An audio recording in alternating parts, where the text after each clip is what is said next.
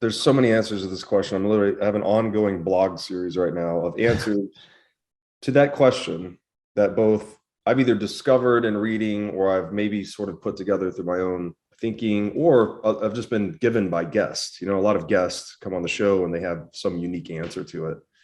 But it's really interesting, and a lot of people, it seems like it's resonated with the audience too, because a lot of people didn't notice that it was such a fundamental question, but they're like, now that you've asked it, I've heard all these different answers. I'm like, it's one of those really deep questions, like what is truth or what is value? It's something, it's just a rabbit hole, I guess, in a nutshell. But for me, the original drum I was beating a lot was, okay, you want to understand Bitcoin. Bitcoin's a novel innovation. It's new. It's very complicated. You could lead with the technical explanation of Bitcoin, like cryptography and distributed computing networks and game theory and all of this. But I think that for most people, they just kind of have that glazed over look when you take that approach. So my realization was, as you said, if you don't know what the problem is, then you can't really put Bitcoin in the proper context. So I said, I try to dispense with this technical explanation of Bitcoin as a modern technology and really take the opposite tact entirely. Like, let's forget all that and just go to the very beginning, the first principles or whatever of human history, and say, what is money? How did we get money? We all know that gold became money historically. And I put people like Ray Dalio in this group. Like, he gets money very deeply relative to most people. But when he looks at gold, his explanation for why gold became money is it has intrinsic value. Right. And that's a failing, in my opinion. There are specific properties that human beings demand in money. And I think that, for me, is the bottom of that question. It's like just explaining the properties people want in a money. And I've put it like this before. We often talk about goods and services, distinguishing, say, the physical good, a shovel, for instance, versus the service, which is digging holes. Right. But it's ultimately what we're all ultimately looking for are services. Even the good itself, we only demand that good because the services it renders to us, or it can accelerate us towards the achievement of our aim, right? I can dig holes faster with a shovel than with my bare hands. So if you start to think of it in those terms, then it's all about services, even money. So it's like, what services do people demand from money? Another way of saying that is, what properties do people demand from money? Right. And again, this is a question, if you ask guys like Edstrom, right? He wrote a book on this with 14 properties of money. Right. You read the Austrians, they have 7, they have 10. It just depends what you read. I try to narrow it down as much as possible, and I got it down to 5.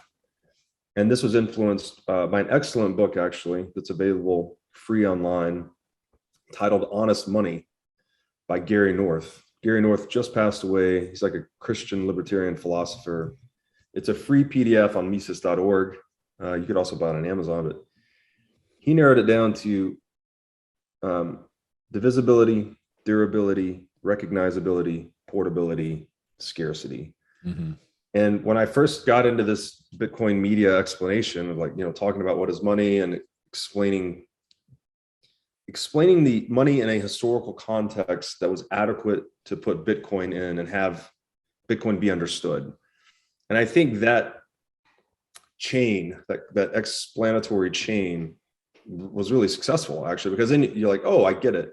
Gold was the most divisible, durable, recognizable, portable, scarce thing we had.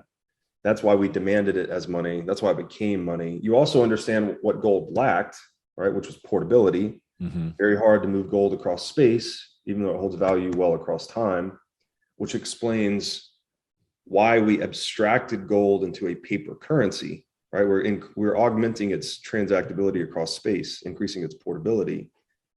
But that introduced the problem, right? We now need to trust the guy that's warehousing the gold not to overissue the paper claims on gold.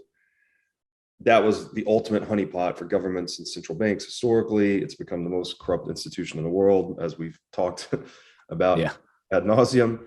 And so it explains all that, just looking at the properties of money. And then finally, if you evaluate Bitcoin through that lens of the properties of money, you see that it's the most perfect money we've ever had.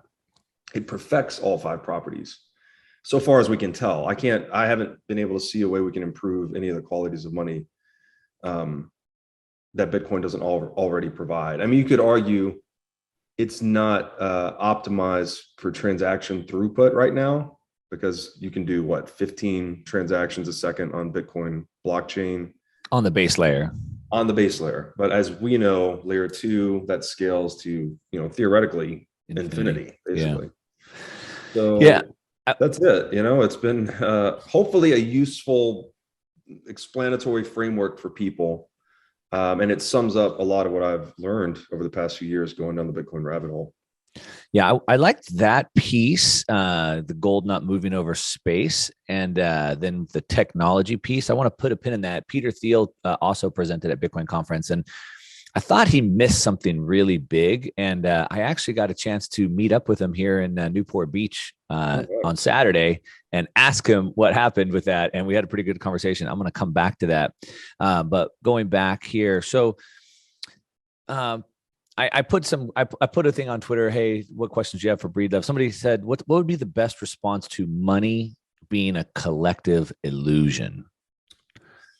Yeah, I think when you use words like illusion, it sounds like it's something just totally arbitrary and made up, right?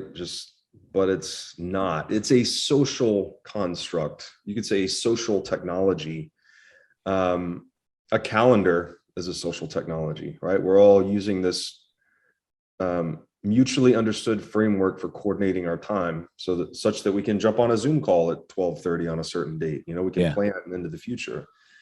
So it's not, you wouldn't say a calendar is a collective illusion. I mean, it's non-corporeal, it's not material, but it's a knowledge framework that we use to interconnect our minds and coordinate ourselves.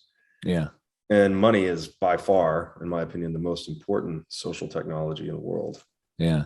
I think of it like it represents confidence and trust that we can redeem it for work. I think Alan Farrington said, money is a story of what work has been done on credit yet to be redeemed. Yeah, it's a great way to put it. It's I've also like a ledger of successes and failures across time in the sphere of economics, right? If you've gone into the market and rendered a useful service product, let's just say service, all goods or services, right? Yeah. Rendered a useful service profitably, then the cost of your economic inputs is less than the outputs. You've actually advanced humanity, right? They voted on whatever service you're rendering to them through buying and selling. And if you're doing that in a profitable way, then you're economizing human action. There's some problem people wanted solved and you solved it faster, better, cheaper than anyone else. And in doing so, you've basically rendered this favor to the market, and you redeem profits, right, which are denominated in money. And those profits are just like frozen future favors. You can go and redeem those from the market. Whatever services the market can bear, you can now go trade those back. And that's the game, right? That's how we advance. That's how we civilize. It's how we create wealth.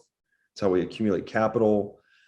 It's how we live in this lap of luxury that we all enjoy today, where we fly all over the world and, we have advanced telecommunications. This is all a result of that market process. Yeah. And money is the vital lubricant to that process. So the reason why I asked that is because if it represents confidence and trust in the ability that we can then redeem it, somebody else will accept that from us, right, for their work. Then I think about the state of money today, right? So the trust that we have in money. So what's money backed by? Money's backed by trust, maybe then. And so if we look at like the Biden administration sees $7.5 billion from the Afghanistan central bank. The Canadians donated $25 to truckers, got their bank accounts frozen and kicked out of the financial system. And then one of three global superpowers with nuclear weapons got their money seized. And so it seems like trust was just put on the altar and sacrificed. Yeah. Which if money represents confidence and trust, and we just killed trust, that's a pretty big deal. Yes, 100%. This kind of, you could say, and Peterson and I talked about this a bit. He makes the point that reputation was the original store of value. It's the I I took from that, he said, reputation is the original form of proof of work. Right. Yeah. So the Or analogy, store of value. Yeah. if you're a hunter gatherer and you bring down a mammoth, you can't eat all the mammoth yourself, obviously. But if you share it with your compatriots, maybe they didn't help you bring it down, but you share it with them, you can develop a reputation as a good hunter. And then maybe next time they bring it down a mammoth and you're hungry, they can reciprocate. And that's kind of like the proto exchange economy right there. So it really was just reputation based, IOU based, if you will, before it was ever based in money. And you could think, and the flip I put back to him was like, yeah, that makes a lot of sense. But when we get into that money economy, we also start trusting the money with the best reputation, right? Like we're trying different things as money, different things to hold value across time. Yeah. There's this experimental process that ultimately led us to gold. Gold was the thing that was indestructible. No one could counterfeit it. No one could inflate its supply arbitrarily. So it basically developed the best reputation as a store of value. And that's why it became the monetary base layer of the world. And I think what's going on today is that people are just getting a wake-up call in the realities of counterparty risk, right? This, as we say in Bitcoin, not your keys, not your cheese, or not your keys, not your coin. We've seen it happen at a lot of levels, right? We saw the Canadian truckers, bank accounts frozen. You mentioned the central bank level censorship. And what's interesting here, this is kind of a paradox, or it's ironic, I'm not sure which. You and I are passionate about education. It's basically the only thing we do, right? We wake up every day, read, write, talk about Bitcoin, trying to light the brush fires in the minds of men. Yep. But I would say that all of our efforts do not hold even a candle to the blaze that's being created by this censorship. It's the biggest, brightest billboard you can imagine for Bitcoin. Yeah. Specifically the Russian freeze, because that was 630 billion, I think. Yeah. That's a massive amount of capital to just have turned off by counterparty risk.